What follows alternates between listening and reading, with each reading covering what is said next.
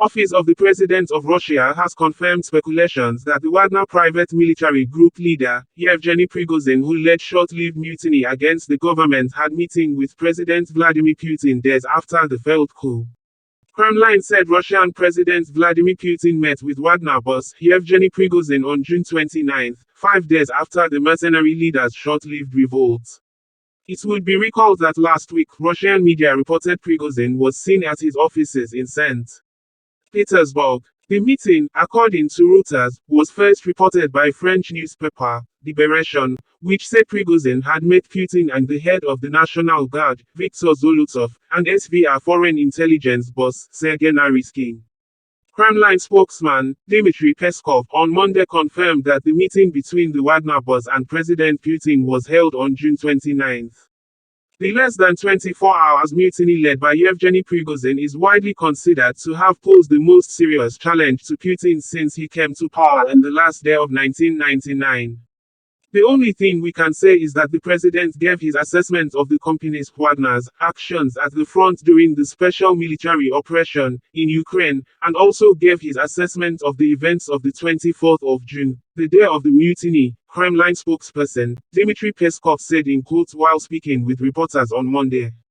According to Dmitry Peskov, President Vladimir Putin listened to the commanders' own explanations of what had happened and offered them further options for employment and combat.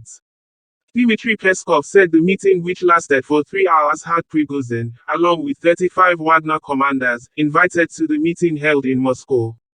Years back, it was reported that Prigozhin left Belarus, where he was exiled after the failed mutiny, and returned to Russia after his mansion was ransacked by Russia's security operatives.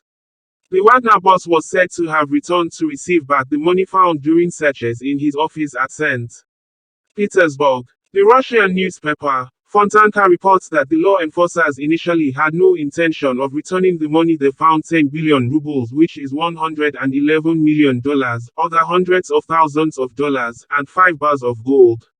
President of Belarus, Alexander Lukashenko, had said last week Thursday that the Wagner criminal private military group leader, Yevgeny Prigozhin, that led short-lived mutiny against Russian government, left the Belarusian territory last Thursday back to his own country, Russia.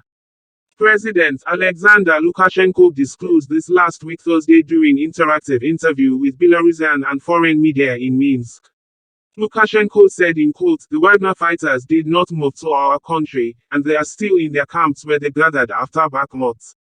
Adding that the leader of the Wagner group, Yevgeny Prigozhin, is in Russia and is not present in our country, indicating that he may have gone since morning to Moscow. An expert had said that the Wagner leader Yevgeny Prigozhin may not have ever made it to Belarus, having not been seen since he struck a deal with the Kremlin to halt a mutiny. Matthew Sussex, from the Anut Strategic and Defense Studies Center, during a media interview said where mercenary leader went after the failed uprising remains unclear. Wagner group leader exiled to Belarus after talks the Belarusian president held with Prigozhin and Russian President Vladimir Putin, and Putin's approval of a proposal by Lukashenko to stop the Wagner group's movements on Russian soil, which ended the less than a day mutiny.